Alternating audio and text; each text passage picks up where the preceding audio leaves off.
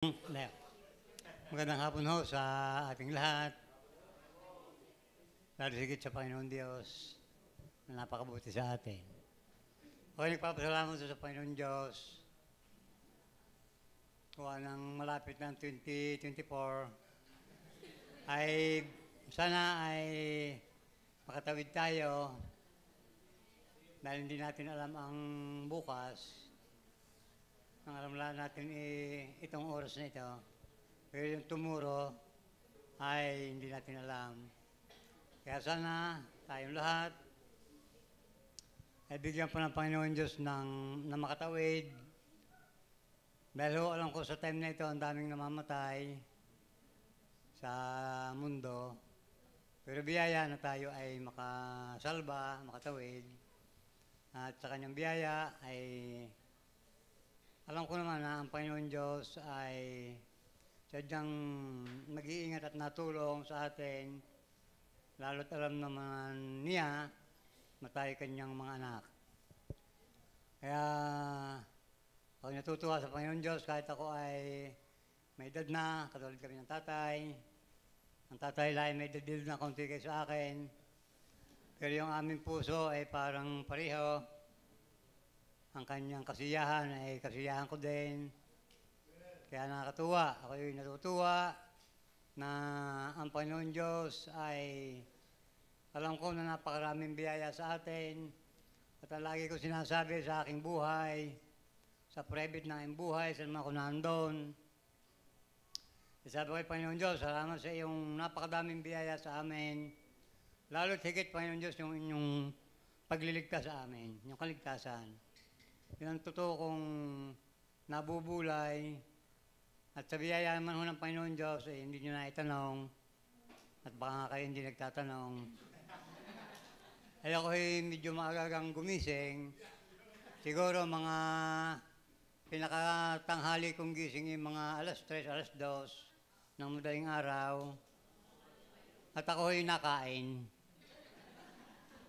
May kapag ako'y nagising ako'y medyo gutom, Brad Albert.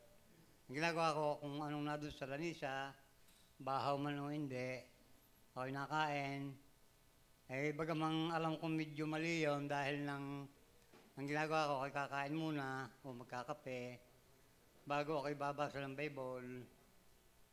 Bible hanggang 2 chapter lang. Di ako'y tuwan-tuwa. Pag ako'y inaantok talaga ako'y hihilig, mapapaidlip. May kalas ako'y pag umagang ganito, ako'y antok. Parang kulang ho yung tulog. Kaya ako natutuwa sa Panginoon Diyos ay yung sigla sa Panginoon Diyos, tayo sadyang tao na medyo may kalungkutan na ang buhay. Pero at nila ang alalahanin na ang Panginoon Diyos ay napakabuti sa atin na kailanman tayo hindi niya pinabayaan before the foundation, sabi. Ay ako'y natutuwa. At kahit ako'y katulad ngayong umaga pagkagising ko, ay ako'y medyo tamlay. Na hindi ko alam nadaan sa akin yung gayon na parang ako'y lambot, ay ako na may kumain. Parang hindi ako masigla, pero ako na may masigla na gusto ko'y masigla yung paborito. Ako'y tuwa. Ngayon biyaya ng Diyos ngayon parang ako masigla ang lasa ko ngayon. Di biyaya yun dahil may time akong gayon yung hindi laging, ang katawan ko hindi laging excited. Siguro dahil na rin dahil na nung biyaya, ang dami ng mga pinagagawa ng Panginoon sa akin sa bahay. At sa biyaya naman niya ay ako'y nakakagawa pa. Ako'y tuloy lang ng tuloy. At ako may natutuwa at ang Panginoon Diyos ay bigay ng mga gayong ginagawa. Dahil alam ko na bigay ng Panginoon Diyos yun. Dahil hindi naman dating gayon na maraming ibinibigay. Ang biyaya ay sa kadamihan ng bigay, nakakapagod din naman pala. Kaya pala yung ay binubulay yung maging mayaman, yung pala mahirap. Mahirap ho, Pastor. Mahirap.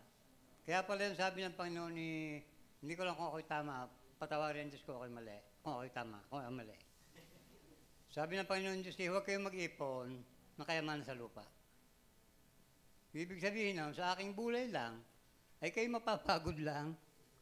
Ang inyong ipunin yung yaman sa langit.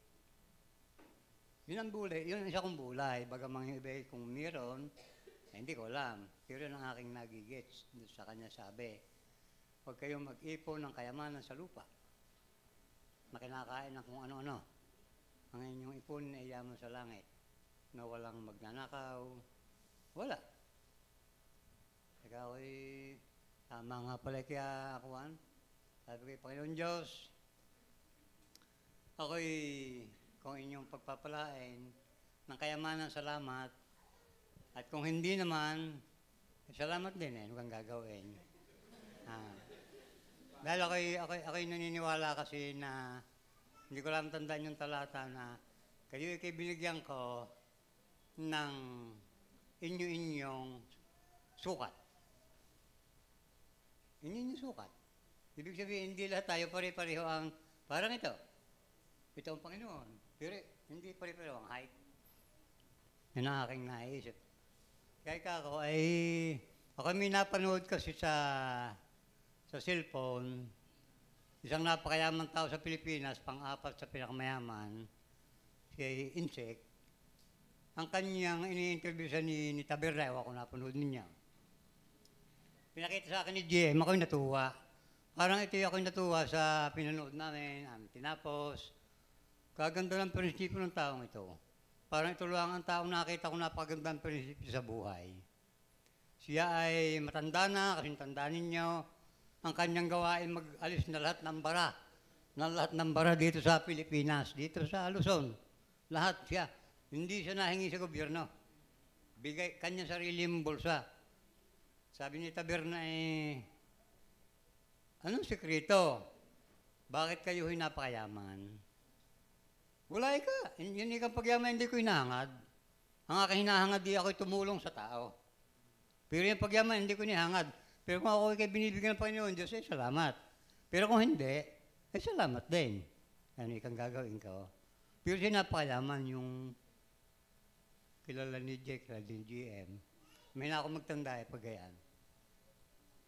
Kaya ako natutuwa, ang kanyang sabi, ay ano kung kumusta inyong kalusugan? Ay ako ikay pag sa kalusugan, ay ayos. Ako ikay hindi high blood. Basta kumplito siya, ayos, wala. Ayan, sa pagkain naman ho, kumusta kayo? Ay akin ikang kinakain sa amin, simple lang. Yang kapirasong isda, isang tasang gulay at sabaw. At ang aking kamang anak, hindi ko tinuturuan ng maluho. Kung anong kinakain ng mga tao ko, diyan din ang inyong kakainin.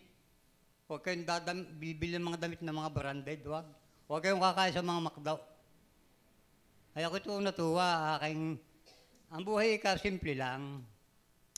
Huwag kayong maghahangad ng napakataas, na kayo naman, pag hindi nyo naabot, kayo'y masama ang lasa. Kailangan simple lang ang buhay. Kayo'y walang bisyo. Walang bisyo. Kayo'y hindi naninigarilyo, hindi nag-iinom. Pero siya may-ari brad ng San Miguel Corporation. Kung kilala mo. Yung mayaman. Yung Ramon Ang. Napakaganda ng kanyang turo. Si Caramon. Kaya ako natutuwa, ako totoong pinayaman ng Panginoon Diyos. Ayun yan, kanya sabi, simple lang ang buhay. Basta, ako'y pagkakatapos kumain, gawa lang ako ng gawa, uwi sa bahay, kakain, kasama ang pamilya, gawa ng gawa. Wala akong bisyo, gayon lang. Ilan ikaw ang inyong sasakyan? Ay, hindi ko na binibilang. At hindi kayo pag binilang, hindi, bara ako'y mamamatay na bukas.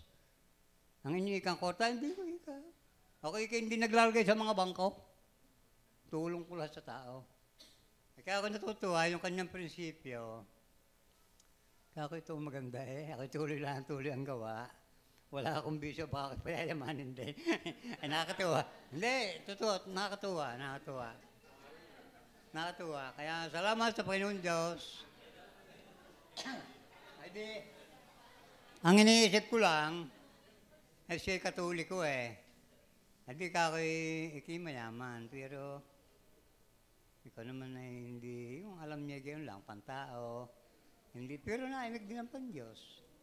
Kaya ang maganda ay yung alam natin na tayo sa Panginoon. Yun ang napakaganda, yung tayo sa Panginoon. Salamat sa Panginoon Diyos sa kaligtasan. Salamat sa Panginoon Diyos na tayo ganito, nagkakasama-sama. Nakakatuwa ang buhay ng katulad natin, yung tayo, alam natin tayo anak ng Panginoon Diyos. Dahil napakarami ng tao sa daigdig, milyon, bilyon, ay hindi talaga save ang marami. Hindi save ang marami. Kaya biyaya, kaya yung sabi ni Brother Albert kanina, kaya ako'y mulat na mulat, ay alam kong tamang-tama ang sinasabi. Ako'y